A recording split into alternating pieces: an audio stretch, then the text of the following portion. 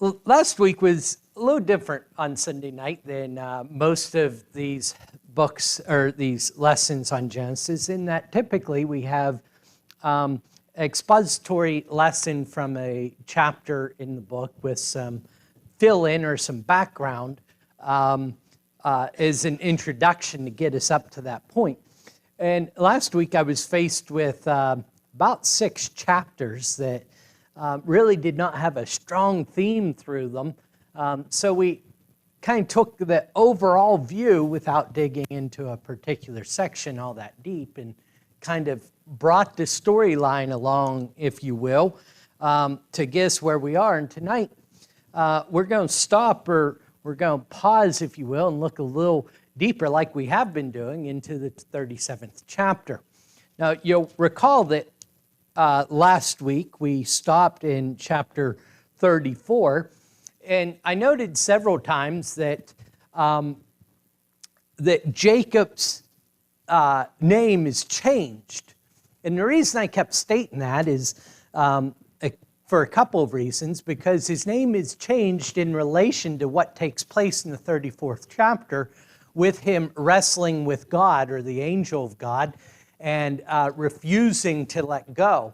And it's not actually, though, until the 35th chapter, the chapter after where we stopped last night, that God gives him that blessing and changes his name from Jacob, which, as we noted last week and for several weeks, is the hill grabber, or the tripper, in a more derogatory way, to Israel, which means one who wrestles with God. In the subtext there, or sub-idea would be, and prevails.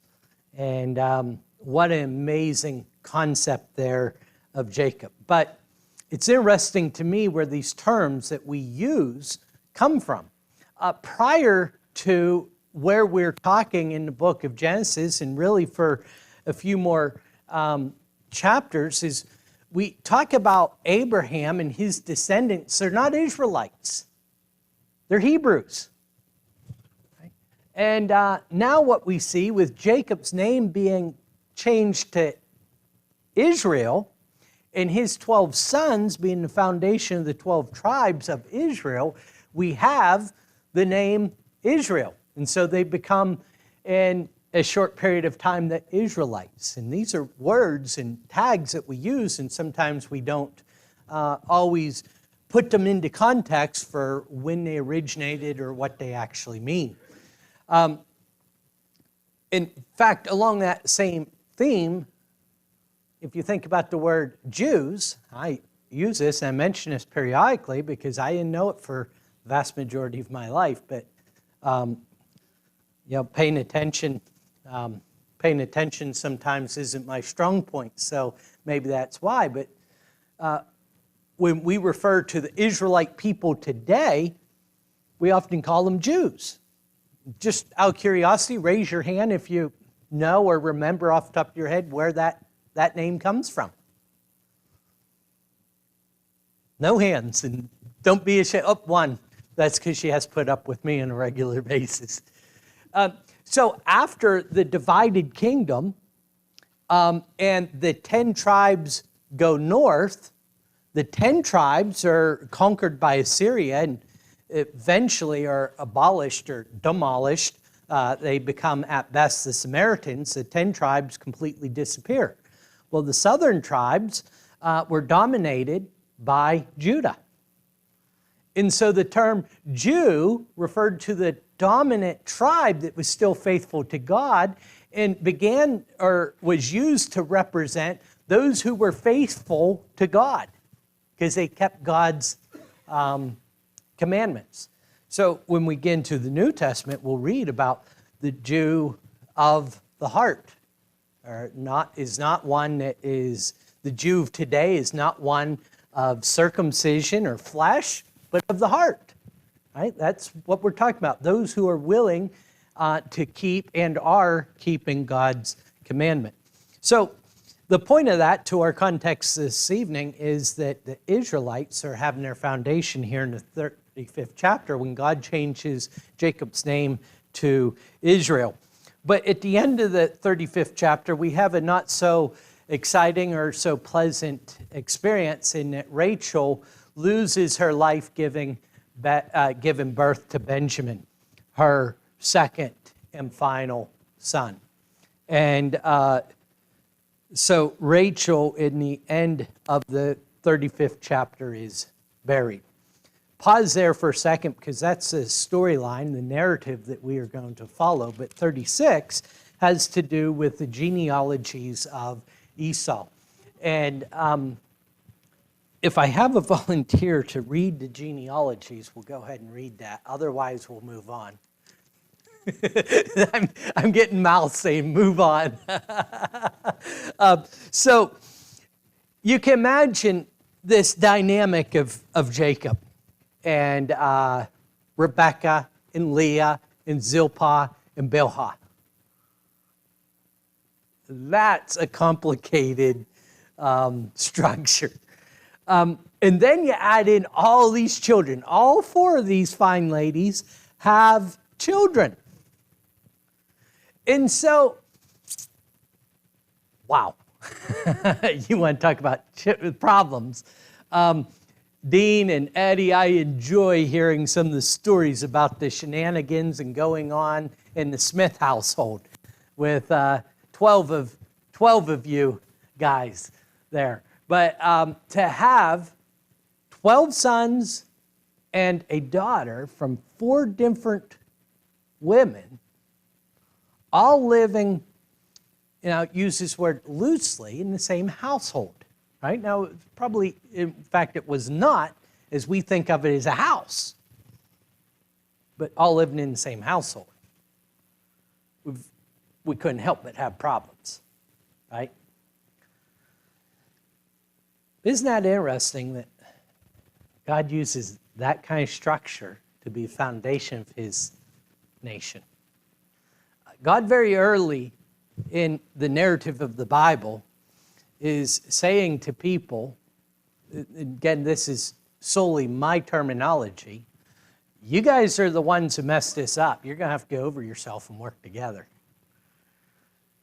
And I'll do it for you, but you're going to have to do your part. You're going to have to work together. And those aren't things I like to hear, but that's what I see the foundation of the Israelite nation as being. So that's our introduction to where we're going to pick up in the 37th chapter. But who read? Russ read for me. Read for us tonight. John, the first chapter, verses 6 through 11. Our golden text tonight really is just one verse. I haven't read all those verses for context's sake. But our golden text tonight is John 1 and verse 11. He came to his own, and his own people did not receive him. He came to his own, and his own people did not receive him. I touched on this in the video that was released today on Facebook, that Jesus wasn't merely rejected by enemies, but Jesus was rejected by his own people. It's not without coincidence. That was a colorful spill. I'm going to be tempted to get down there and do some coloring tonight. But he didn't just get rejected by people, although that would be bad enough, because it's not without coincidence that John mentioned prior to that Jesus made all the people. In fact, he made everything. And so he's being rejected by his own creation. But furthermore, he's being rejected by his Israelite people. His people. And beyond that, we look at Scripture, he's rejected, as I believe this verse is referring to, by even his own family. There are things that are hard to deal with, and I think we all expect to face battles outside. And in the church, we talk about those battles a lot. And I think of the great warrior David, right? He always had enemies to fight. In fact, David fought, and always had these warriors. But there's a more discouraging battle that we all face. And that's the battle from within. You see, David didn't just fight Goliath. Before he could ever get to Goliath, his brothers are there to say, yeah, you arrogant little boy, I know why you're here. You want to put on a show. Get back to the sheep where you belong. And you see, David had to fight those battles from within, had to overcome the battles from his own family before he could get started. Jesus knew what that was like. As we start the story of Joseph, I can't think of an individual or a person of God that's life was more up and down than Joseph. You talk about an individual who did what was right, who kept serving God, who kept on the path. And at every turn, he's beat down. I mean, if we see Jacob beat down like Joseph is, you say, well, he kind of had it coming. But not Joseph. And John 1:11 is our golden text because it's helpful for me to remember that Jesus knows. Jesus knows what we're going through. He dealt with it all. And he set the path. So with that, if you would turn back to Genesis, the 37th chapter, we see this up and down life of Joseph taught here. And the title for this morning, I know, or for this evening, I know it's not before you on screen, so you've likely already forgotten because it wasn't mentioned since David mentioned it, is Big Dreams.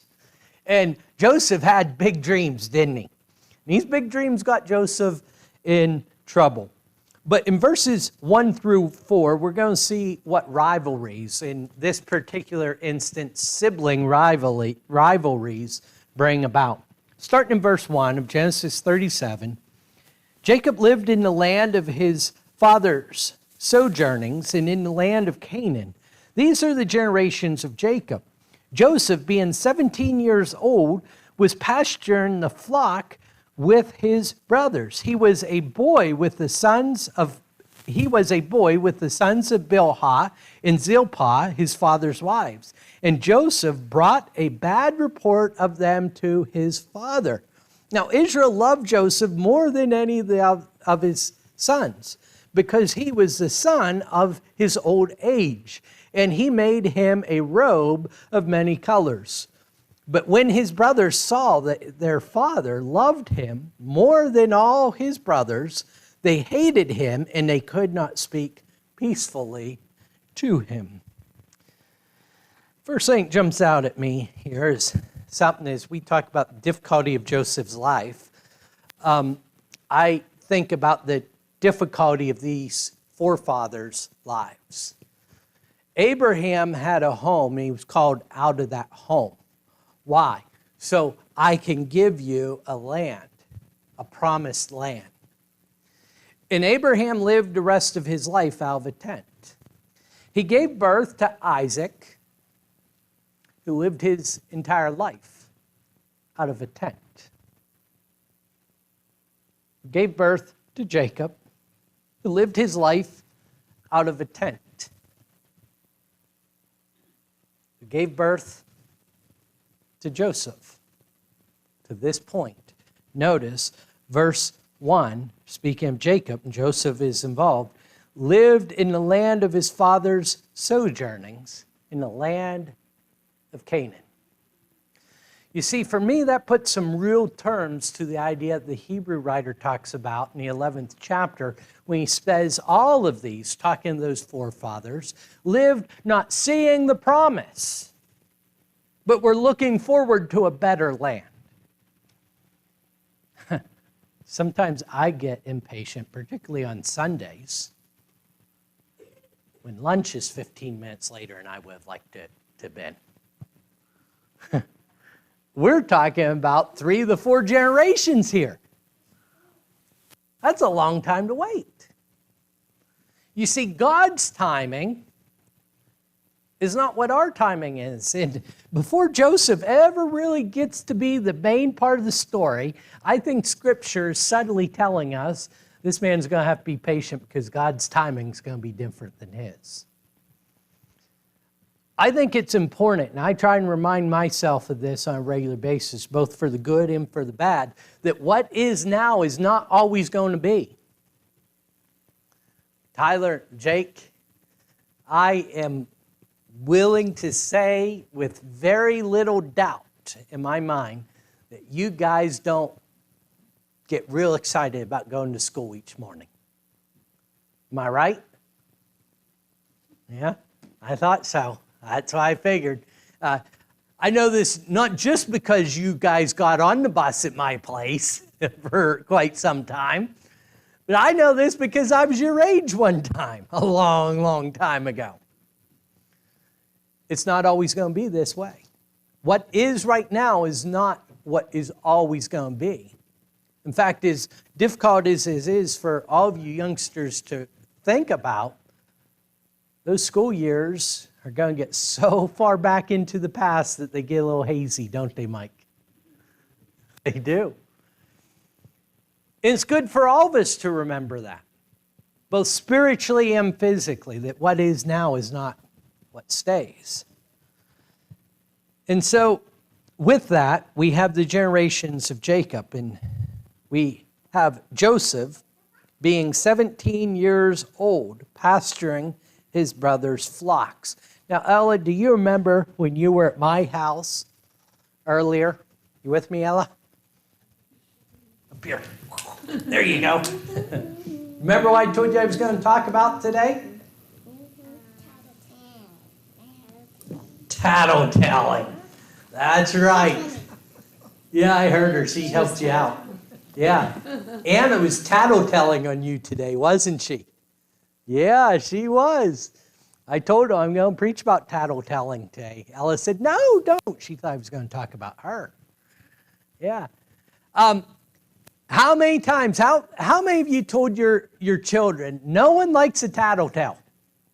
Any of you ever told, Ella, raise your hand if you told your children that. Quite a few. Most of you told your children that. Yeah. Unfortunately, no one told Joseph that. Joseph was a great guy, but there's just some things that he shouldn't have done. And this is one of them. He's already the favorite. Don't rub it in. See, he didn't have any classes in interpersonal relationships. I remember when I was young, Dad and Bob Keck traveled a lot together. They went to horse auctions. They went to all kinds of things. And they never did anything truly wrong, but they were always mischievous. And Dad had a way of encouraging Bob that they always got into something. And Mom was always curious about what that something was, and so she offered me money to tell her what that was. And so I gladly accepted. But the problem with that was, as mischievous as those two were together, is they weren't completely dumb, Bob. And so they started making sure that I was left out of conversations and left out of situations. But that didn't deter me. I was an entrepreneur at an early age, Mike. So when I came home, I just had to fill in the blanks. True story. True story. What I was not anticipating was the next step of negotiations, where Dad said, listen, if I get chewed out one more time, you're staying home. So that was the end of that first business endeavor. But Joseph tattles on his brothers. Now, I've already noted that that's going to cause problems in the relationship. But I want you to think about these brothers because it's going to come up in our reading in a few moments. I don't know what they're into. I don't know that because I'm not told here in this passage. They were into things they ought not to have been in, and we see more about their life. In fact, chapter 38 deals with Judah and Tamar, and they were into things that they ought not to have been into. Now, plant that seed now because it will affect, we will see how we act when we surround ourselves by that. But thirdly and lastly, from these 4 verses, I would like to draw out maybe the most important concept for us. I guess equally important with the idea of exiles, because I never completely concluded that thought. My idea was that these guys, these forefathers, were exiles throughout the land, never saw the promise. It's not without coincidence, or it's not just by coincidence, that Scripture, numerous places, including 1 Peter that we're currently studying in on Wednesday night, refers to the Christians as exiles. Up jumps Kevin, sings, "This world is not my home," right? Yeah. There's a reason that God put them in this position. It is setting a foundation to you and I that this world is not to be our home. We are exiles. Now, to this last idea is we introduced all these wives and all these brothers, right? There couldn't help but be rivalries, especially when you have a favorite wife and she has competition. There's going to be problems. And then you take into account what I mentioned a few moments ago from chapter 36, that Rachel, the favorite wife, dies in childbirth. Joseph is a prized possession above all else. Jacob, it would seem to me, makes a mistake by introducing rivalries into the family structure, by encouraging inadvertently, although it may be, rivalries.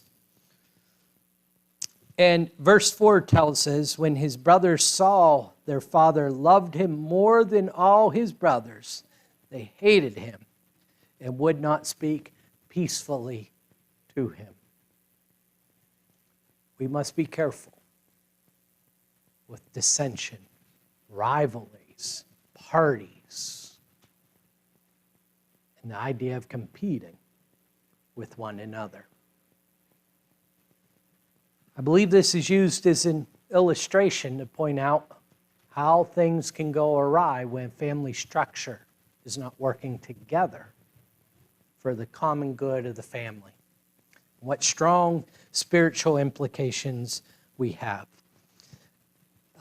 to our lives now. Continuing on in verses 5 through 11. I would entitle these verses "Just Because It's True." Doesn't mean it has to be said. Starting in verse 5, and Joseph had a dream. When he told his brothers, they hated him even more.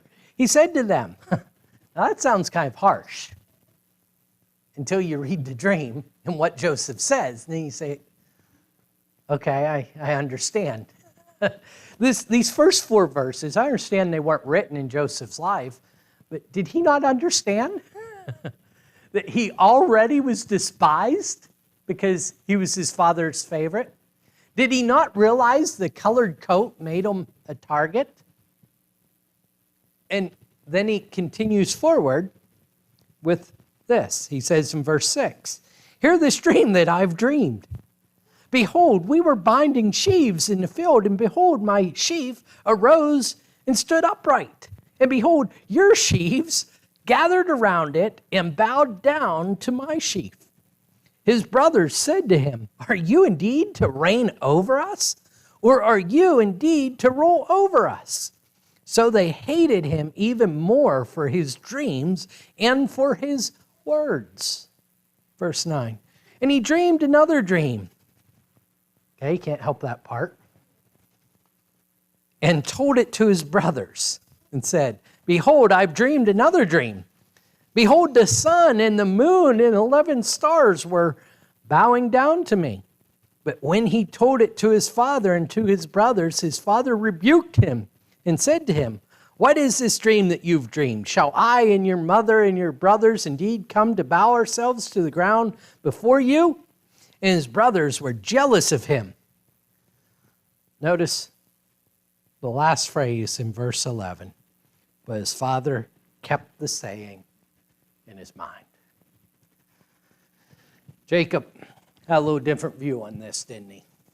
You see, Jacob understood his own prophecy from the fact that he was to rule over Esau, and being the youngest of 11 at that point, although Benjamin had just been born, so the second youngest of 12 sons,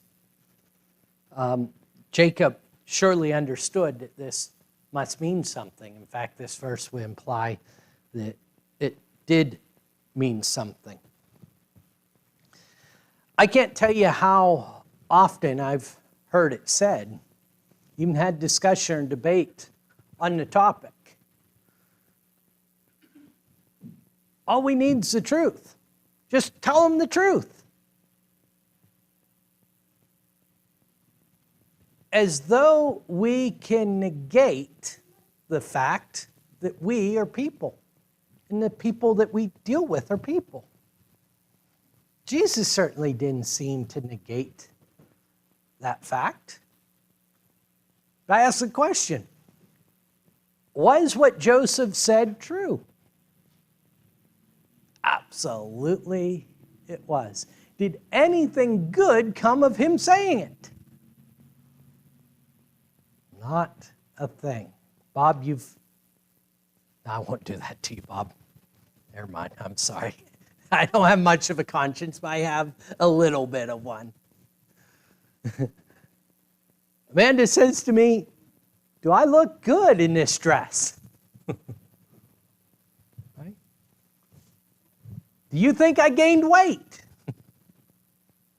I could speak the truth in all those situations, but I think you are picking up what I'm saying. Let me rephrase that. Wow.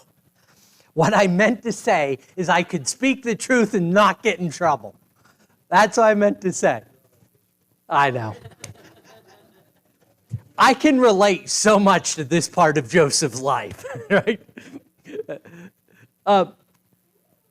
There are some things that just don't have to be said, right?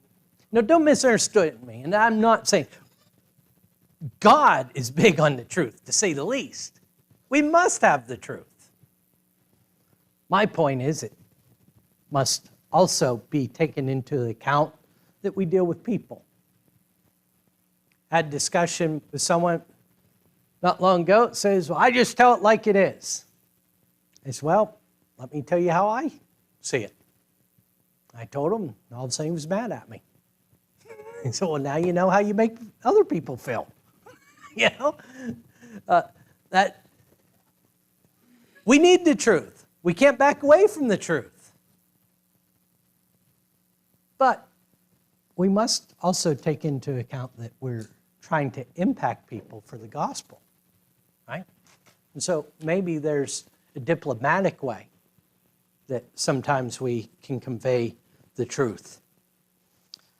I'm going to lord over you seems to be a pretty safe thing to never say, right? I'm better than you. I'm smarter than you. I know more than you. Seem to be things that even when they're true, do not accomplish our ultimate purpose of drawing people closer to Jesus. If you would join with me in reading 23 through 36 as we read the last reading. I do understand that we are skipping a section of passage here. And in this section of passage that we're skipping, Jacob is sent out to check on his brothers. Jacob's going to pay him for information maybe. But sends him out to check on his brothers, and they're a long ways off, and his brothers see him coming. And they decide, they debate on killing him, actually. And they decide instead to throw him into a well, and then that's where we pick up, starting in verse 23. So when Joseph came to his brothers, they stripped him of his robe, the robe of many colors that he wore, and they took him and threw him into a pit. The pit was empty, and there was no water in it. Then they sat down to eat. And looking up, they saw a caravan of Ishmaelites coming from Gilead, and their camels bearing gum, balm, and myrrh, and on the way to carry it down to Egypt. And Judah said to his brothers, you want to talk about a businessman, right? Not so much the positive sense. What profit is it if we kill our brothers and conceal his blood? Come, let us sell him to the Ishmaelites, and let not our hand be upon him. For he is our brother and our flesh. And his brothers listened to him. Isn't that interesting? Well, let's not kill him. He is our brother. But sell him into slavery. That I could go for. That meets the threshold. 28. The midnight traders passed by, and when they drew Joseph up and lifted him out of the pit and sold him to the Ishmaelites for 20 shekels of silver, they took Joseph to Egypt. When Reuben returned to the pit and saw that Joseph was not in the pit, he tore his clothes and returned to his brothers and said, "The boy is gone, and where shall I go?" Then they took Joseph's robe and slaughtered a goat and dipped the robe in blood. And they sent the robe of many colors and brought it to their father and said, "This we have found. Please identify whether it is your son's robe or not." And he identified it and said, "This is my son's robe. A fierce animal has devoured him. Joseph is without a doubt torn to pieces." Then Jacob tore his garments and put sackcloth and loin on his loins and mourned for his son many days. And sons and all his daughters rose up to comfort him, but he refused to be comforted and said, "No, I shall go down to Sheol to my son mourning." Thus his father wept for him. Meanwhile, the Midianites had sold him in Egypt to Potiphar, an official of Pharaoh, the captain of the guard. Who are the good guys in this story? Reuben and Judah, right? When you hang with the wrong people, being the best in the bunch may just look like Reuben and Judah. Judah says, maybe we ought not kill him. We can make a little bit of profit after all, and we don't have to go through the trouble. Well, that's a whole lot better than killing them. That's not a very high standard, is it? And then Reuben, he goes back as though to rescue him. I'm not sure where Reuben was. He was left out of the meal when they're eating there and see the caravan coming. But Reuben didn't have the best of motives himself. Notice he says, "Where am I going to go?" It would be rather easy to miss what Reuben's saying. Stephanie, when you memorized the 12 sons of Jacob, who did you start with? You know why that is? He's the oldest. Reuben understood it was his responsibility to go home and tell Dad. He would give an account to some extent for Joseph. When you're the best of this kind of lot, it's just about as good as it gets. The people we spend time with has a tremendous impact on who we are and what we do. Let's have love. love for God, love for one another. Let's be mindful of the kind of life that we're living, the kind of legacy that we are leaving behind. And let us strive from day to day to draw closer to God. If your God, the ruler of your life, is any other than Jesus Christ, you've not submitted your life to his, I encourage you to make that decision, make that choice tonight. And if we can help you in doing that, please let us know as together we stand and sing.